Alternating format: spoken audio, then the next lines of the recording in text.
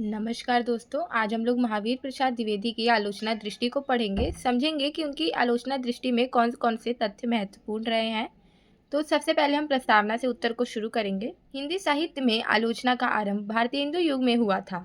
भारतेंदु ने नाटक पर एक स्वतंत्र लेख लिखकर आलोचना की शुरुआत की। उन्होंने अपने समय के अनुकूल समसामयिक समस्याओं पर नाट्य लेखन पर बल दिया था। बाद में भारतेंदु मंडल के सदस्य चौधरी बद्रीनारायण प्रेमघन ने आनंद कादम्बिनी तथा पंडित बालकृष्ण भट्ट ने हिंदी प्रदीप के माध्यम से आलोचना को आगे बढ़ाया। मतलब कि हिंदी साहित्य के इतिहास में आलोचना का आरंभ हम भारतेंदु युग से देख सकते हैं, जहाँ पर सबसे पहले भारतेंदु ने नाटक का विषय क्या होना चाहिए इस पर एक स्वतंत्र लेख लिखकर लोगों को ये तो बताया ही था कि नाटक में क्या कथानक हमें लेना चाहिए, परंतु एक तरीके से उन्होंने आलोचना की भी शुरुआत कर दी थी। और आगे चलकर पंडित बालकृष्ण भट्ट और चौधरी बद्रीनारायण प्रेमघन ने भी ऐसे ऐसे लेख लिखकर, जैसे हिंदी प्रदीप हो गया, आनंद कादम्बिनी हो गया, ऐसे लेखों को लिख के इसी हिंदी आलोचना को आगे बढ़ाया। प्रेमघन ने लाला श्रीनिवास दास के नाटक संयोगिता स्वयंवर की आलोचना कर यह बताया कि ऐतिहासिक नाटक केवल ऐतिहासिक पात्रों या तत्सम शब्दावली से ही पूर्ण नहीं हो जाते। इसी प्रकार पंडित बालकृष्ण भट्ट ने पंडित श्रीधर पाठक द्वारा अनुदित गोल्डस्मिथ की कृति हर्मिट की आलोचना कर उनके गुण दोष पर विचार किया। आलोचना की इस पहल को आचार्य द्विवेदी ने आगे बढ़ाया। कहना ना होगा कि भारतेंदु मंडल के जिन विद्वानों द्वारा आलोचना की शुरुआत हुई वे सभी सृजक थे।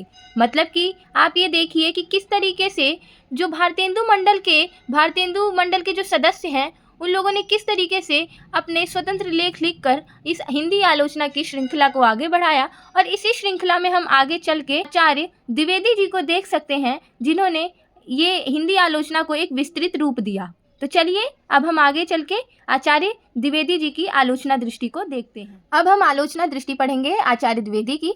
तो आचार्य द्विवेदी स्वयं कवि थे और उनकी चिंताएं व्यापक थी। आचार्य द्विवेदी के समय तक भी ब्रज भाषा बनाम खड़ी बोली का द्वंद्व समाप्त नहीं हुआ था।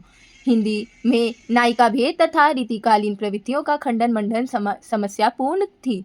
मतलब कि एक तरीके से अगर आप देखें तो जब आचार्य द्विवेदी का समय आता है और वो भारतेंदु युग खत्म हो जाता है, परंतु तब भी जो भारतेंदु युग में समस्याएं शुरू हुई थी कि हिंदी में खड़ी बोली ही प्रयोग होनी चाहिए, ब्रज भाषा को साहित्य की भाषा नहीं रखनी चाहिए काव्य में, और जो रीतिकालीन जो परंपराएं चल रही थी, काव्य परंपराएं, उसका जो खंडन मंडन चल रहा था, तथा जो रस अलंकारों के चित्रण से मुक्ति अभी नहीं मिल पाई थी। मतलब लोग अभी भी रस अलंकार में उलझे हुए थे और रस अलंकार के लिए किसी भी प्रकार की कविताएं रच रहे थे। परंतु आचार्य द्विवेदी जो थे वो इन सब समस्याओं से लड़ना चाहते थे, क्योंकि उनकी दृष्टि बहुत व्यापक थी। वो जानते थे कि जो साहित्य होता है उसमें केवल मनोरंजन नहीं होना चाहिए, केवल ये नायिका भेद, शारीरिक अंग को बताना या मनोरंजन का एक केंद्र साहित्य को बना के नहीं रखना चाहिए। हमें उसमें वैज्ञानिकता लानी चाहिए, ज्ञान भरना चाहिए, लोगों को जागरूक करना चाहिए। जो हमारी तत्कालीन समस्याएं चल रही हैं, जैसे अंग्रेज आ चुके थे, इन सब समस्याओं को हमें उस साहित्य के माध्यम से दिखाना चाहिए। तो यही कहा जा रहा है यहाँ पर कि जो उनकी चिंताएं थी वो बहुत व्यापक थी। आचार्य द्विवेदी जो थे उनकी दृष्टि बहुत व्यापक थी, वो साहित्य को लेकर बहुत चिंतित थी और जो ये सारे द्वंद्व चल रहे थे वो इनको समाप्त करना चाह रहे थे। आचार्य द्विवेदी ने 1903 में सरस्वती का संपादन संभाला और साहित्य को सामयिक समस्याओं से जोड़ा। जैसा कि अभी मैंने आपको बताया कि वो चाहते थे कि जो साहित्य है वो केवल मनोरंजन का एक केंद्र ना रहकर जो हमारी समस्याएं हैं उससे जुड़े और लोगों को उसके लिए जागृत करे। तो जब वो 1903 में सरस्वती पत्रिका का जब संपादन संभालने लगे, तब उन्होंने साहित्य को सामयिक समस्याओं से जोड़ने का पूरा जिम्मा उठा लिया। इसके पहले 1901 में सरस्वती में ही वे नायिका भेद, गद्य की एक भाषा के लिए 1901 में ही कवि कर्तव्य तथा 1903 में हिंदी भाषा और उसका विकास, उसका साहित्य जो है, इन सब लेखों के माध्यम से उन्होंने कविता की भाषा के लिए खड़ी बोली का आह्वान कर चुके थे। मतलब यहाँ आप देखिए कि उन्होंने 1903 में उसका संपादन संभाला था सरस्वती पत्रिका का, परंतु 1903 से पहले 1901 में उन्होंने नायिका भेद नामक एक लेख लिखा। और वहीं गद्य पद्य की भाषा के लिए भी 1901 में एक लेख लिखते हैं, कवि कर्तव्य। और 1903 में ये सरस्वती पत्रिका का जब संपादन संभाल रहे थे, उससे पूर्व 1903 में हिंदी भाषा और उसका साहित्य, ये 3 अलग अलग प्रकार के लेख लिखकर उन्होंने हिंदी भाषा, हिंदी कविता में जो हिंदी की खड़ी बोली होनी चाहिए, इसका आह्वान वो कर चुके थे। मतलब इन सब के माध्यम से वो बता रहे थे कि जो साहित्य है, जो कविता है, उसमें भाषा कौन सी होनी चाहिए। आगे देखते हैं। यह सब उन्होंने सरस्वती का संपादन संभालने से पहले ही कर चुके थे। आचार्य द्विवेदी के आलोचना दृष्टि के मूल में सामाजिक चिंता विद्यमान थी। उसमें हिंदी संसार को अन्य भाषाओं के ज्ञान विज्ञान से परिचित कराने की इच्छा शक्ति थी तथा रीतिकालीन दरबारी संस्कृति की परंपरा से मुक्ति का साहस भी था। मतलब जो आलोचना दृष्टि है द्विवेदी जी की, उसमें मूल रूप से क्या है? मूल रूप से उसमें सामाजिक चिंता है। उसमें हिंदी का जो संसार है, हिंदी साहित्य है, उसको अन्य भाषाओं के भी ज्ञान विज्ञान से परिचित कराने की इच्छा शक्ति वो रखते हैं। और साथ ही अब हम देखते हैं आचार्य द्विवेदी का आधुनिक बोध और जीवन यथार्थ। मतलब उनके जो केंद्र बिंदु है, उसमें जो उनकी आलोचना का केंद्र बिंदु है, उसमें आधुनिकता बोध है और जीवन यथार्थ है। मतलब उनकी दृष्टि जो है वो आधुनिक है, तभी तो वो कह रहे हैं कि हिंदी भाषा को भी हमें अलग ज्ञान विज्ञान से, अलग भाषाओं के ज्ञान विज्ञान से जोड़ना चाहिए। और ऐसे ही वो जीवन यथार्थ भी देखते हैं। अपनी आलोचना में वो उन सब तथ्यों को नकारते हैं जिसमें उस गरीबी, भुखमरी, अलग अलग देशों के जो निम्न मध्य वर्ग है या निम्न वर्ग है, उनकी जो खंडन किया जाता है, उसके खिलाफ वो खड़े रहते हैं, उनके जीवन को वो समझते हैं। तो अब हम इन दो बिंदुओं को समझते हैं। सबसे पहले है आधुनिकता बोध। आधुनिकता बोध आचार्य महावीर प्रसाद द्विवेदी द्वारा सरस्वती का संपादन संभालने से पहले 1901 में उनका एक लेख सरस्वती में ही प्रकाशित हुआ। यह लेख पढ़कर सबको यह प्रतीत होता था कि द्विवेदी जी नास्तिक हैं। मतलब कि आधुनिकता बोध उनकी कैसे पता चली लोगों को? जब महावीर प्रसाद द्विवेदी सरस्वती पत्रिका का संपादन संभालने से पहले 1901 में उन्होंने एक लेख लिखा था, जिसको पढ़ा लोगों ने और एक तरीके से ये प्रतीत हुआ कि ये तो नास्तिक हैं, ये ईश्वर के खिलाफ जा रहे हैं, ये चमत्कार, अंधविश्वास जैसी जो चीज़ें फैली हुई थी, जादू टोटका, उन सब के खिलाफ जब उन्होंने उसमें बात की तो लोग कह रहे हैं ये तो नास्तिक है, ये भारत के रहकर भी हमारे अध्यात्म को नहीं समझ पा रहे हैं। परंतु उसमें द्विवेदी जी ने अध्यात्म के खिलाफ कुछ नहीं कहा था। वो कह रहे थे कि कोई भी चीज़ करने से पहले हमें तर्क वितर्क करना चाहिए, अंधविश्वास से दूर रहना चाहिए। सरस्वती में आने के बाद उन्होंने बहुत से लेख वैज्ञानिक सोच का प्रसार करने हेतु प्रकाशित किए, जो रूढ़ियों पर प्रहार करते थे। मतलब जब वो संपादन संभालने लग गए, तब उन्होंने बहुत सारे ऐसे लेख लिखे जो वैज्ञानिकता को प्रकाशित करती थी, जिसकी वजह से वह रूढ़ियाँ समाप्त हो रही थी, रूढ़ियों पे प्रहार हो रहा था। पश्चिमी देशों ने भारत को आध्यात्म तथा सांप और भूतों का देश माना जाता था। मतलब वहाँ पर बस भारत को सांप और भूतों का ही और पूजा पाठ का देश ही माना जाता था। हमारे विवेक और शिक्षित होने पर यूरोप को भरोसा नहीं था और ये सब हमारे लिए एक चुनौती के रूप में थी। हमारे लिए यह चुनौती थी जिसे हम रूढ़ी और पाखंड को दूर करके ही सिद्ध हम कर सकते थे, कि अपने हम भारत से ऋण रूढ़ीवादिता, पाखंडों को, अंधविश्वासों को दूर कर कर ही हम सिद्ध कर सकते थे कि नहीं, भारत केवल सांप और भूतों का देश नहीं है, भारत में अध्यात्म और अध्ययन दोनों साथ साथ होता है। द्विवेदी जी की दृष्टि तर्क और विवेक पर आधारित थी। वे उस बात को स्वीकार करते थे जिसे उनका विवेक मानता था। तर्क की कसौटी पर यदि कोई विचार खरा नहीं उतरता था तो उनके लिए वह एक प्रकार का पाखंड था। आधुनिक बोध की पहली निशानी तर्क है, जो किसी भी प्राचीन विचार या परंपरा को इसलिए नहीं स्वीकार करती क्योंकि वो हमारे पूर्वजों की देन है। मतलब द्विवेदी जी की जो तर्क दृष्टि थी, आधुनिकता बोध की जो दृष्टि थी, उसमें वो यही कहते थे कि मैं कोई भी चीज़, मैं ही क्या, हम पूरे भारतवासियों को कोई भी चीज़ तर्क के साथ ही स्वीकार करनी चाहिए। अगर उसको लेके कोई तर्क वितर्क हो रहा है, जैसे कि मान लीजिए एग्जाम्पल ले लीजिए, मम्मियाँ कहती हैं कि झाड़ू को खड़ा करके नहीं रखना चाहिए घर में क्योंकि लड़ाई होती है, तो आप इसको सोचिए कि ये क्या तर्क संगत है, इससे कोई सच में प्रभाव पड़ रहा है?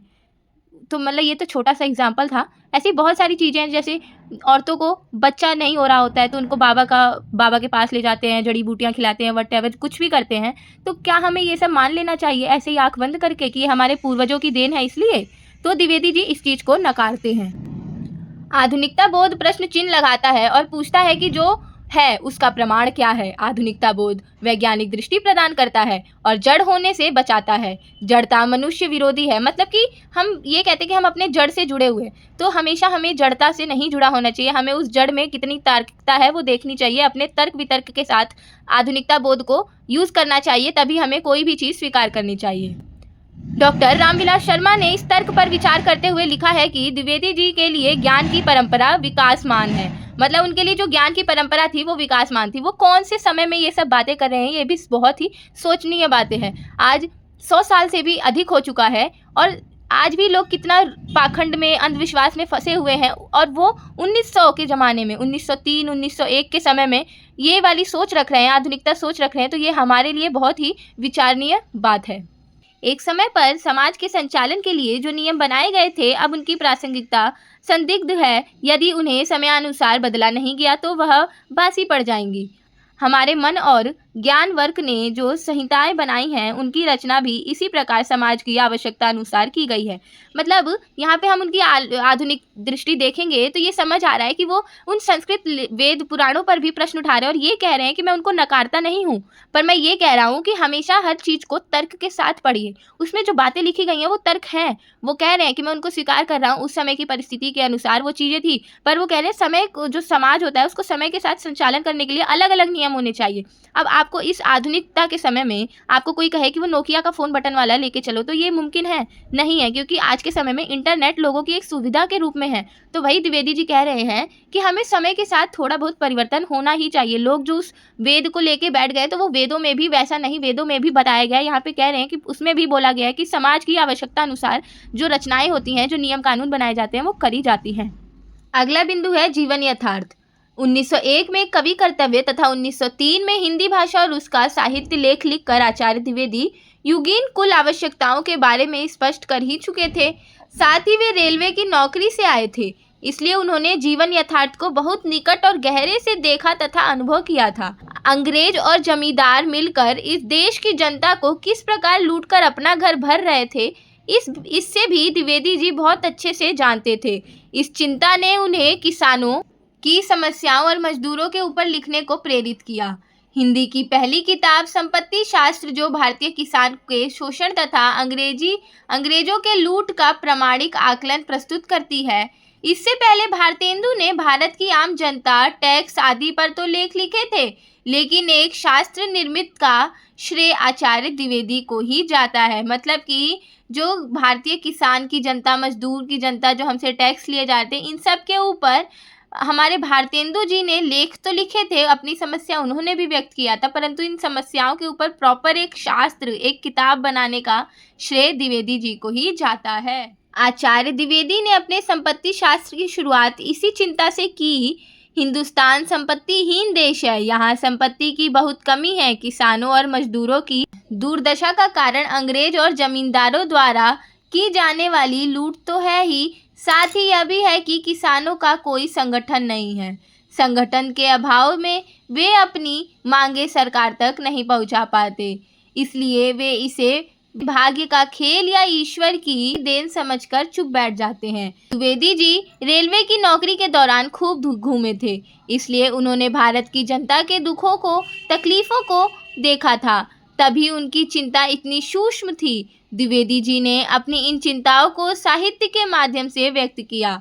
भारत भारती के प्रकाशन पर उन्होंने लिखा, यह सोते हुओं को जगाने वाला, भूलों को ठीक राह पर लाने वाला, निरुद्योगियों को उद्योगशील बनाने वाला, आत्मविस्मृतों को पूर्ण स्मृति दिलाने वाला, उदासीनों के हृदय में उत्तेजना उत्पन्न करने वाला, यह स्वदेश पर प्रेम उत्पन्न कर सकता है। इसके माध्यम से वे कवियों को जगाने का कार्य कर रहे थे। वे कौन? द्विवेदी जी।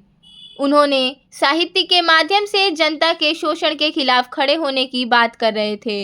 इसी प्रकार हिंदी नवरत्न की समीक्षा करते हुए उन्होंने लिखा कि जिसने उच्च भाव का उद्बोधन नहीं किया, जिसने समाज या देश या धर्म को अपनी कविता का विशेष लाभ नहीं पहुंचाया, जिसने मानव चरित्र को उन्नत करके योग्य सामग्री से अपने काव्य को अलंकृत नहीं किया, वह भी यदि महाकवि या नवरत्न में माना जा सकेगा तो प्रत्येक देश क्या प्रांतों से भी सैकड़ों कवि निकलेंगे। मतलब कि कवि रत्न ने बिहारी जैसे कवियों को डाला गया, मतलब रीतिकालीन कवियों को डाला गया, जिन्होंने केवल सौंदर्य की बात की, नारी शरीर की बात की, जिन्होंने अपने आश्रयदाताओं को खुश करने की बात की। उन लोगों को अगर नवरत्न समझा जा रहा है तो वही कह रहे हैं द्विवेदी जी कि जो लोग देश, समाज, धर्म अपनी कविता में उस कर्तव्य को ही नहीं पहुंचा रहे, जिसमें मानव चरित्र को उन्नत ही नहीं कर पा रहे हैं, अगर वो कवि भी नवरत्न कहला रहे हैं तो वो कह रहे हैं प्रत्येक देश या प्रत्येक प्रांतों में से भी सैकड़ों कवि रत्न निकलेंगे। अब हम निष्कर्ष देखते हैं। आचार्य महावीर प्रसाद द्विवेदी की आलोचना दृष्टि के मूल में लोक की चिंता है। वे हिंदी आलोचना के केंद्र में वैज्ञानिक सोच को स्थापित करते हैं। गद्य पद्य लेखन दोनों के लिए वे खड़ी बोली का समर्थन करते हैं। वे हिंदी साहित्य और हिंदी जाति के प्रति अपनी निष्ठा व्यक्त करते हैं। लेखकों और कवियों को अपने कर्तव्यों के प्रति निष्ठ भाव रखने को कहते हैं। सरस्वती को उन्होंने अपने समय की मानिक पत्रिका बनाया था। तो ये रहा उनका निष्कर्ष। आप लोगों से मैं उम्मीद करूंगी कि आप लोगों को ये वीडियो बहुत ही अच्छे से समझ आई होगी। बहुत ही सरलता के साथ हमने आज आचार्य महावीर प्रसाद द्विवेदी की आलोचना दृष्टि पढ़ी। ये कुछ बिंदुओं को भी मैंने निष्कर्ष में डाल दिया है। तो अगर आपको वीडियो ना भी समझ आई हो तो आप निष्कर्ष पढ़कर भी उनकी आलोचना दृष्टि आराम से समझ सकते हैं। अगर वीडियो अच्छी लगी हो तो वीडियो को लाइक कर दें, चैनल को सब्सक्राइब कर दें। मिलते हैं अगली वीडियो के साथ। धन्यवाद।